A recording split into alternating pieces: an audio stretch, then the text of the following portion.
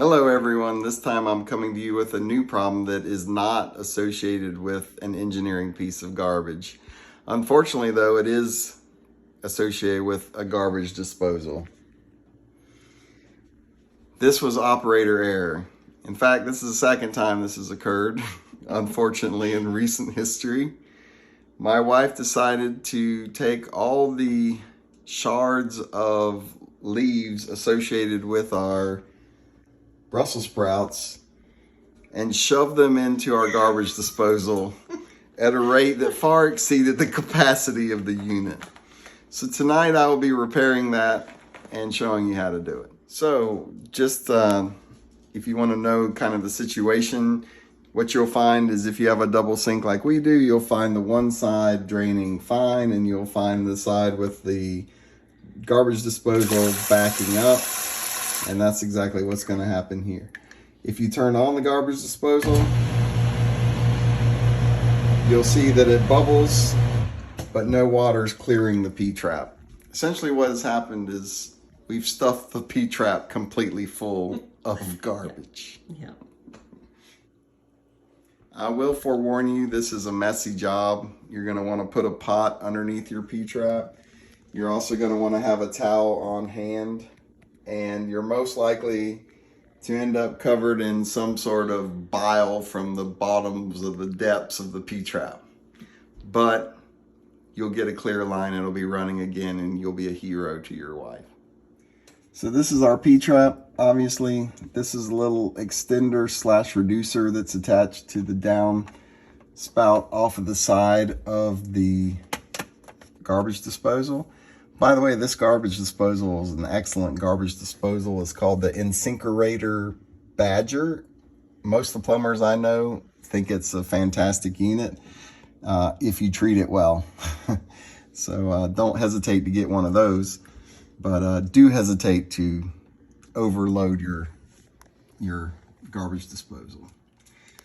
So I'll be loosening these nuts here. They're really intended to just be hand tightened. But typically I find that I use a wrench to tighten them maybe a quarter turn after they're hand tight just to get them good and tight. You should not require any sort of plumber's putty or silicone or anything like that. If your fittings are clean, it should just seal right back up after you finish dumping it out. And I guess we'll get started.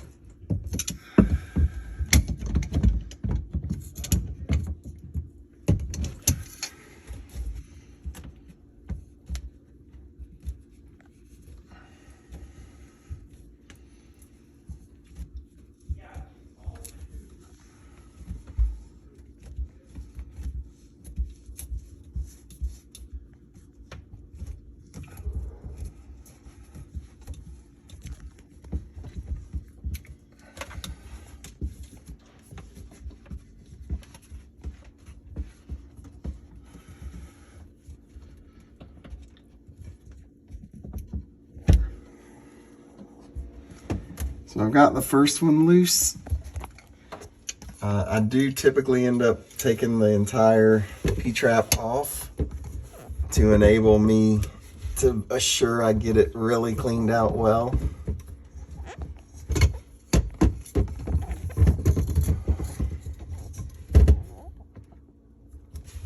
I was a little overzealous apparently the last time I tightened this.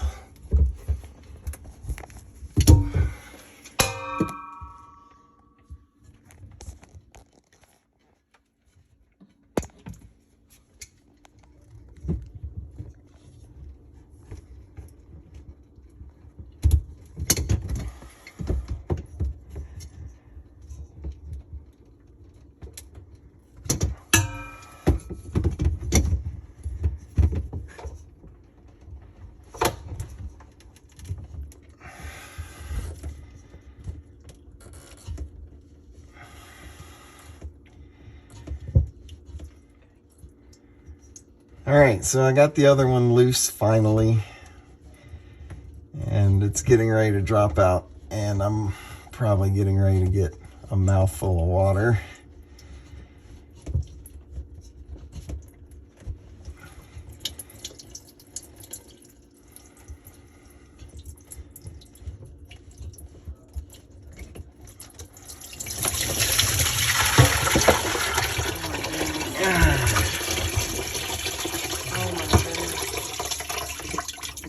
There it is.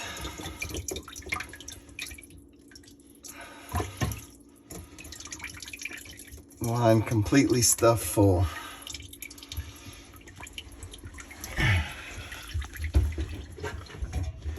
The line, as far as I can reach, I'm trying to get it cleaned out of the debris. Most of it's packed in this P-trap, as you can see. And once we get all that unpacked, we can put it back together and clean up our mess. Okay, it's all cleaned out. No signs of the shrubbery. We're ready to put it back together.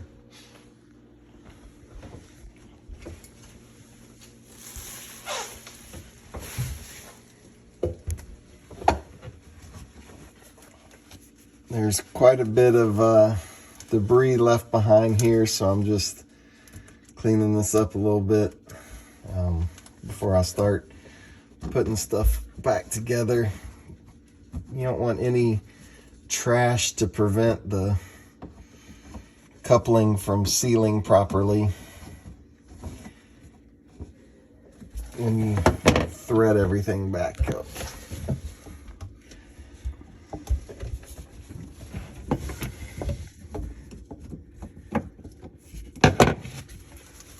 I got bits of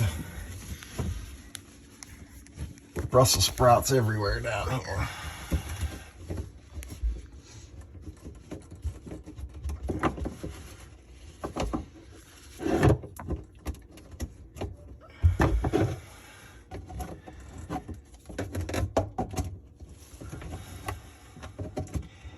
I don't believe this P-trap has too many more of these experiences left in it.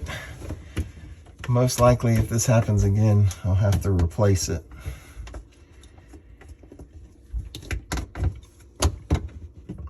Obviously, it's important not to cross thread.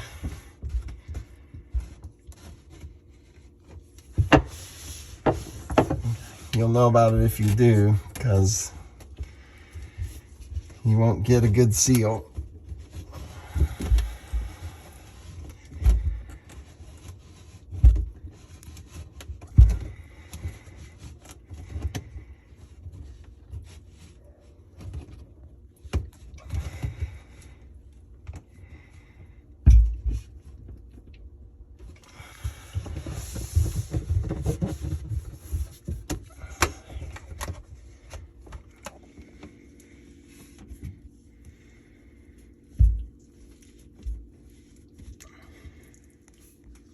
So I'm gonna hand tighten it as far as I can, and then I'm gonna give it a little bit of extra rotation with my wrench, because I found that that makes a better seal than just hand tight, from what my experience says.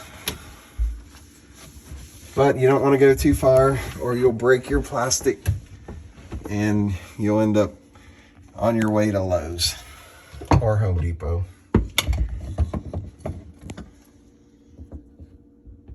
So I didn't even go a quarter turn there. I probably went 1/8 of a turn. And I'm going to do the same on this one.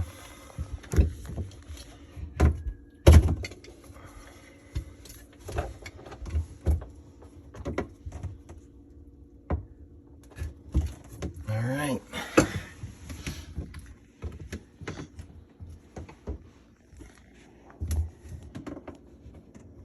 I'm not thrilled with that.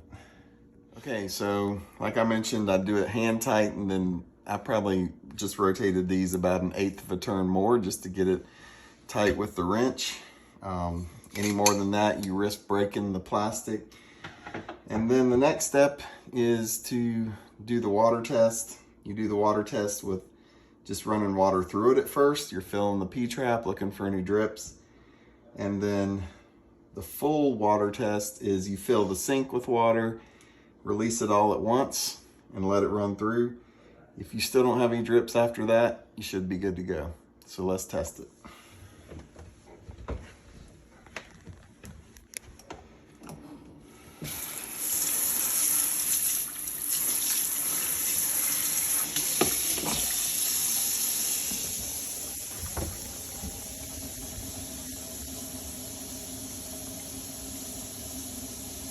Okay, the water's been running, and I'm feeling the pipes for any drips, and I'm not seeing any. So we will move on with the full water test where we fill the sink. You might find that you need to run the disposal. We did. I didn't catch it on camera, but the sink started filling up with water, which means we still had debris in the disposal, but I was able to turn the disposal on and it immediately cleared. So still in good shape. We're gonna do the full sink test now, fill it up with water and let it go. Okay, we filled the sink, so we're now ready to release the water and check for leaks again.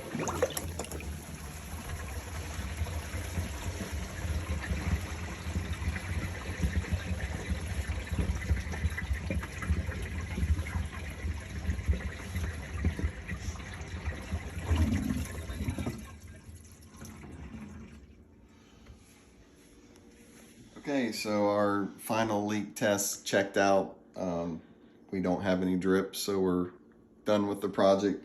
Just one thing to suggest, make sure you dry everything really well, because you can get a false negative or a false positive depending upon your perspective, and think you have a leak, but actually it just be residual water from the cleanup process or the dumping process. So make sure you have everything good and dry before you do the leak test.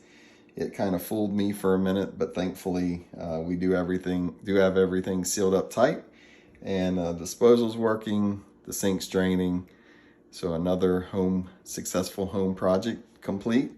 And as always, I guarantee it for first use or 24 hours, whichever comes first.